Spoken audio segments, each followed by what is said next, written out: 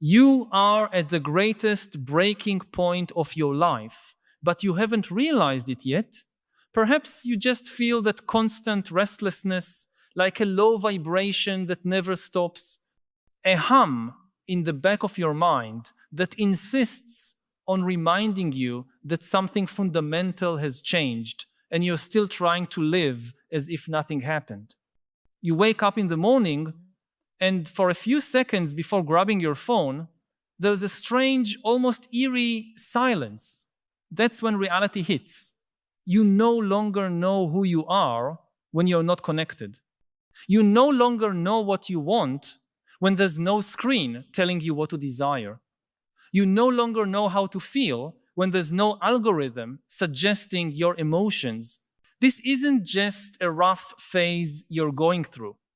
It's not work stress or the fatigue of adulthood.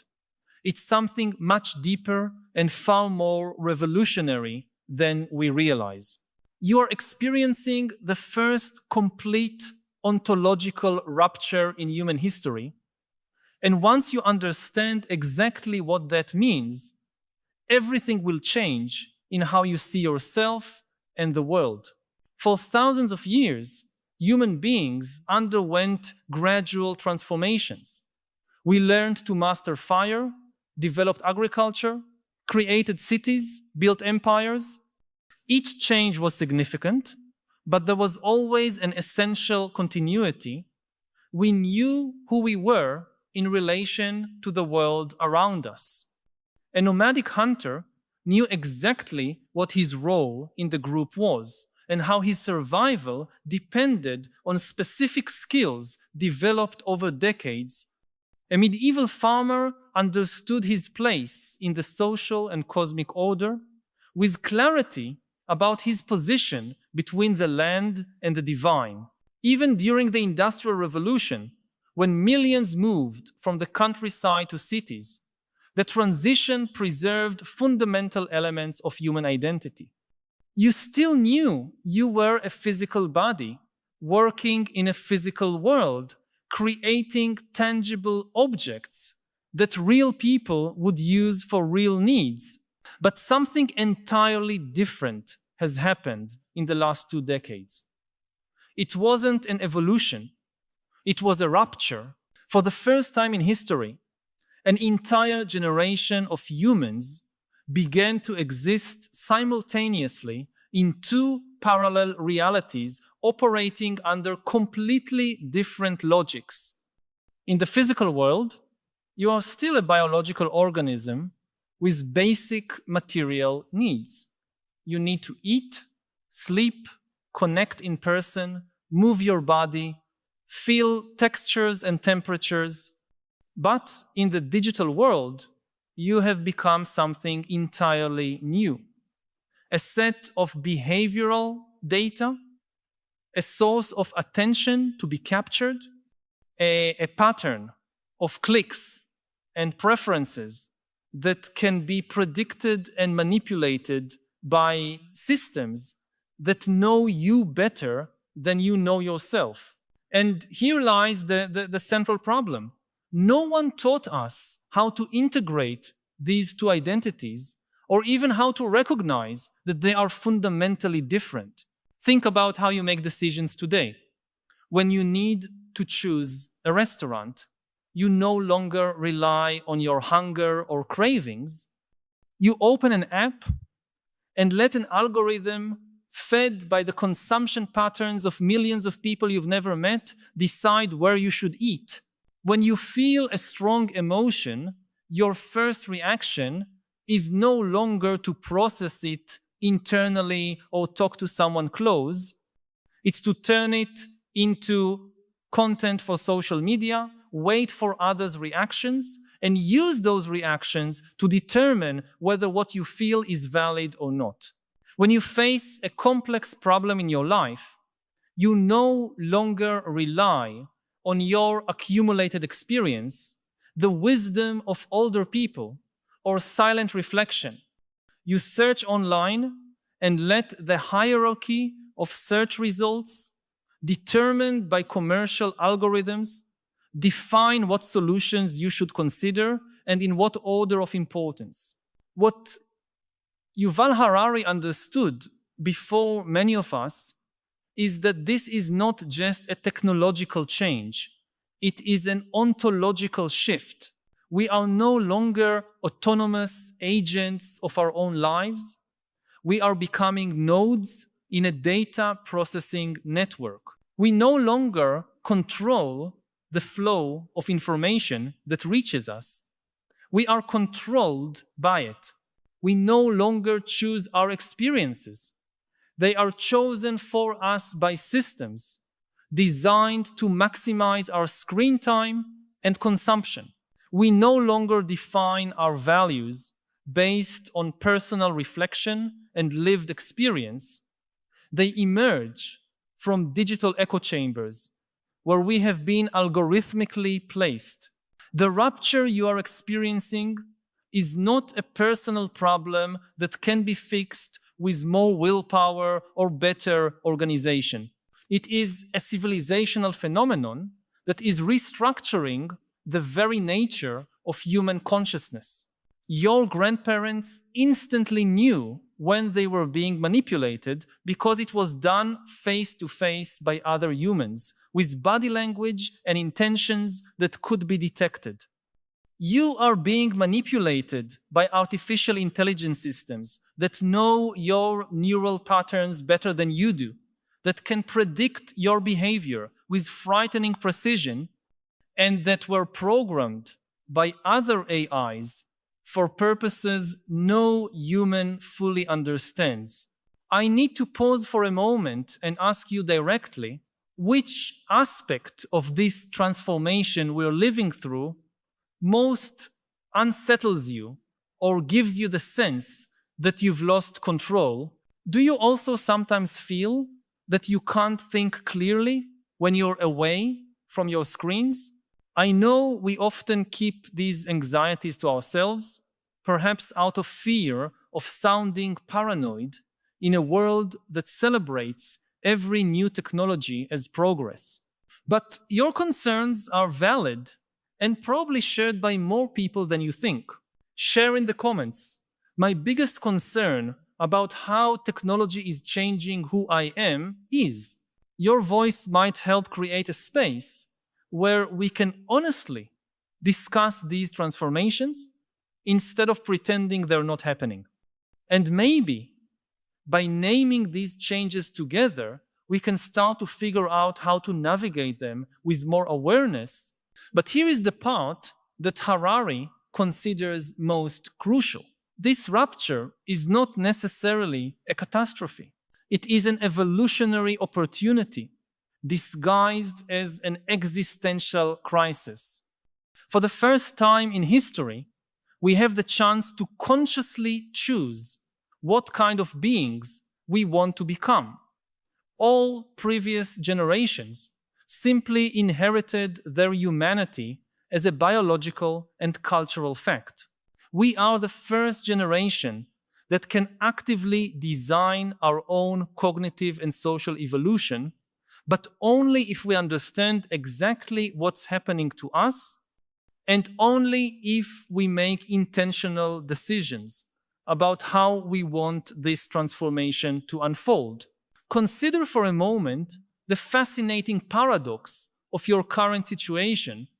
You have access to more information than any human in history, but probably feel less able to make important decisions about your life. You can instantly communicate with people anywhere in the world, yet probably feel more isolated and misunderstood than previous generations who only had a few neighbors and relatives to talk to. You can learn any skill through online tutorials, but likely feel less competent and confident than medieval artisans who mastered just one technique in their entire lives. This is not an accidental contradiction. It is the predictable result of trying to use a mental architecture designed for small hunter-gatherer groups to navigate an environment of infinite stimuli and possibilities. The rupture you are experiencing is fundamentally the difference between living in an environment where your mental capacities evolve to thrive and living in a completely artificial environment that systematically exploits the vulnerabilities of those same capacities. Your brain was shaped over millions of years to detect patterns in small amounts of information highly relevant to your immediate survival. Now it is bombarded with trillions of bits of irrelevant but hypnotically stimulating data that hijack the same neural circuits your ancestors used to detect predators and hunting opportunities. Your emotional system was calibrated to form deep bonds with a few dozen people you would know throughout your life. Now it is asked to process hundreds of different personalities every day through screens, creating a kind of social exhaustion that didn't exist before the digital age. But Harari offers us a revolutionary perspective on this situation. Instead of seeing the rupture as a loss of original human authenticity, we can understand it as the first real opportunity our species has had to transcend the limitations of our biological programming. Throughout human history, we were prisoners of instincts and mental patterns that made sense in ancestral environments, but often sabotaged us in civilizational contexts. Our tribal tendencies helped us survive in small groups, but created devastating wars between nations. Our cognitive biases allowed us to make quick decisions when every second counted, but made us vulnerable to political and commercial manipulation. Our need for simple narratives helped us coordinate collective actions, but prevented us from understanding complex systems like the global economy and climate change. Now, for the first time, we have tools that can show us exactly how our mind works and how it can be expanded. Artificial intelligence is not just an external technology. It is a mirror that reveals the hidden patterns of our own mental processing. When you realize that an algorithm can predict your choices better than you can, it doesn't mean you've lost your autonomy.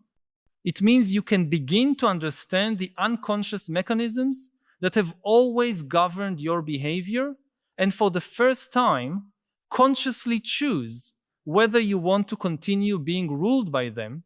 The real rupture isn't happening between you and technology.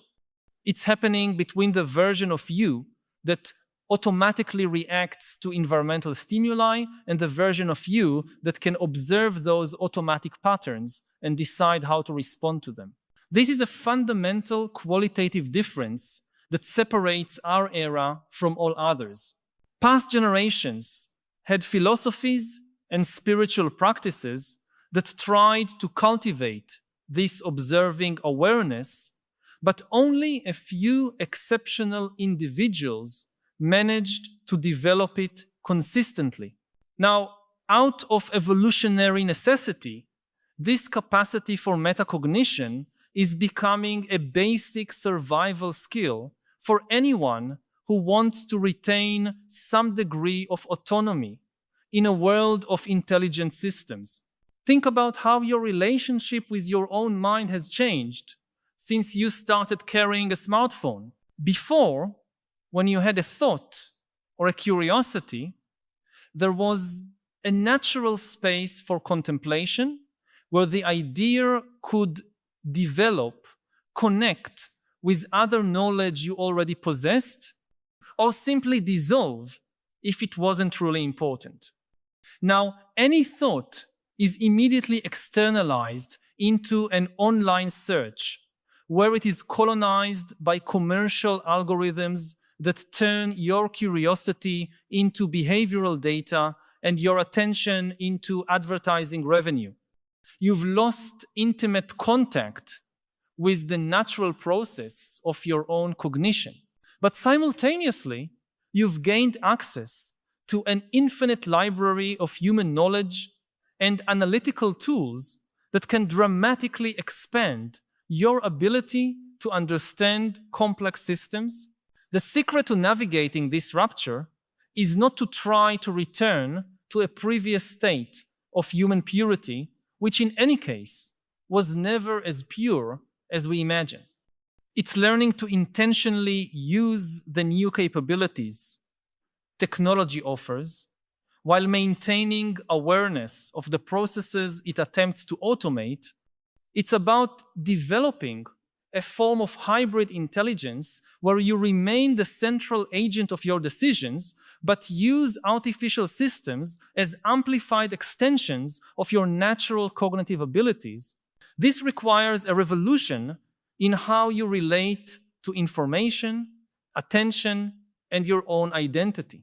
Instead of passively consuming algorithmically selected content, you need to actively curate your sources of information based on clear goals for personal growth and understanding of the world. Instead of allowing notifications to fragment your attention into hundreds of disconnected micro moments, you must cultivate the ability to sustain prolonged focus on the questions that truly matter to you, instead of deriving your self-image from the reactions you receive on social platforms. You need to develop a direct and unmediated relationship with your own values, needs, and aspirations.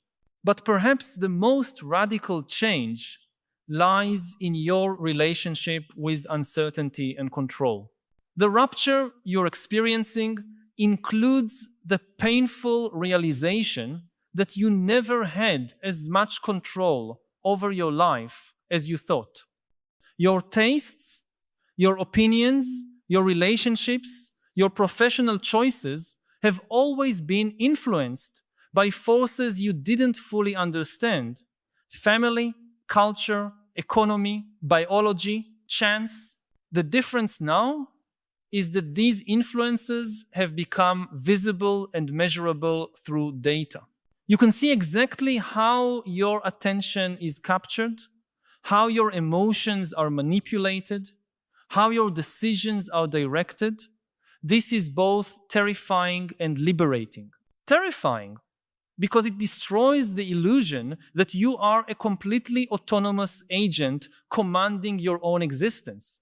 Liberating because once you understand the mechanisms of influence, you can begin to consciously choose which ones to accept and which to reject. You can design your informational environment in a way that cultivates the mental qualities you want to develop. You can use technology to amplify your wisdom rather than exploit your vulnerabilities. Harari argues that we are living through the most dangerous and most promising moment in human history simultaneously. Dangerous because we can easily become unconscious slaves to systems we don't understand, losing any capacity for genuine self-determination. Promising because if we navigate this transition consciously, we can become the first generation of truly free humans, free not only from external limitations like poverty and disease, but also from the internal limitations of our own unconscious mental programming. The rupture you're feeling is the symptom of being born into a new form of consciousness. Like any birth, it's uncomfortable, disorienting, and sometimes frightening. But it is also the only way to emerge into a more expansive and more meaningful reality than the one you left behind. The world being created by emerging technologies will not be habitable for old forms of consciousness. Either we evolve into more conscious and intentional forms of being human, or we become obsolete in our own civilization. This doesn't mean you need to become a tech expert or abandon every analog aspect of life.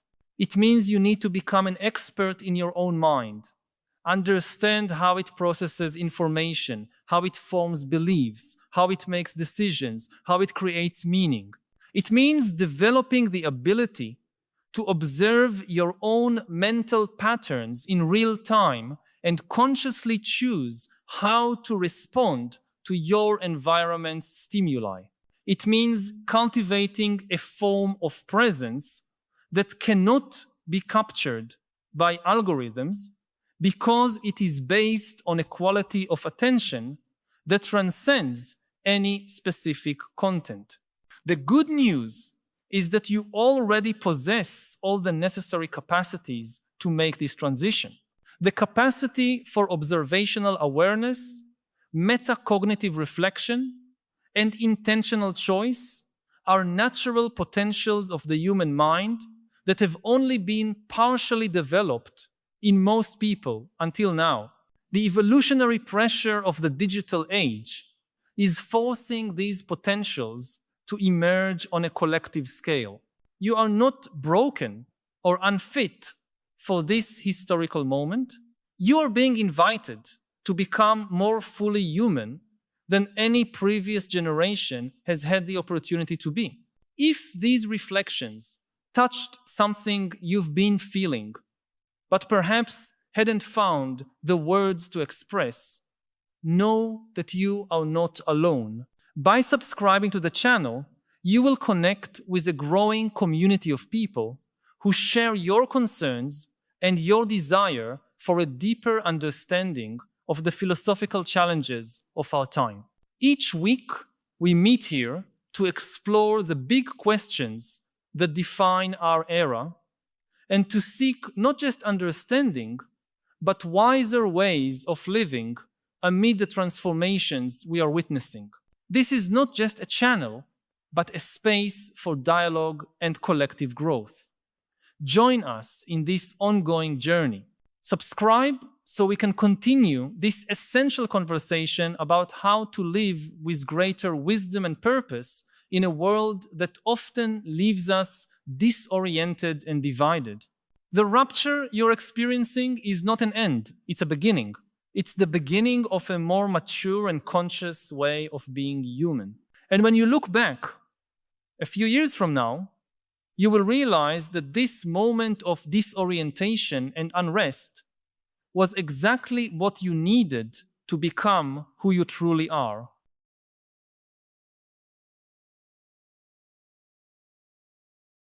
A lot of time when you ask artists or creators, what is the result? What are we trying to achieve? One very common answer is that they are trying to create a certain state of mind in somebody else, to bring up a certain emotion, joy or sadness or whatever. And this is the kind of thing that potentially AI would be very good at. Even if it has no emotions of its own, it will be able to recognize the emotion of other people and then find by trial and error how, if you imagine, like if you compare a human being, like our emotional system is basically like a piano, that the AI will learn how to produce sadness, how to produce joy, how to produce fear or awe better than a human artist simply through the sheer volume of information it can process.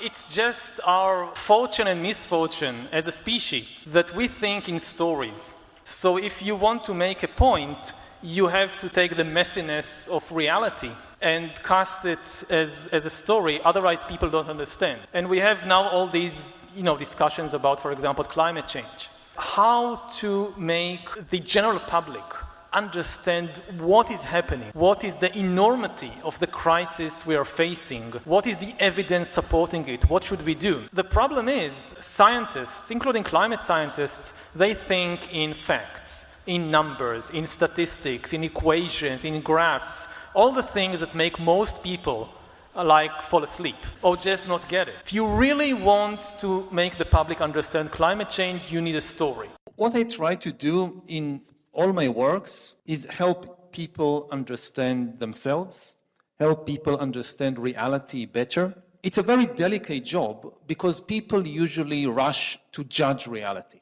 and to judge history, to judge the past and the present. We want to know who are the good guys and who are the bad guys, whether things are good or bad. When we rush to judge things, we don't have time to understand them.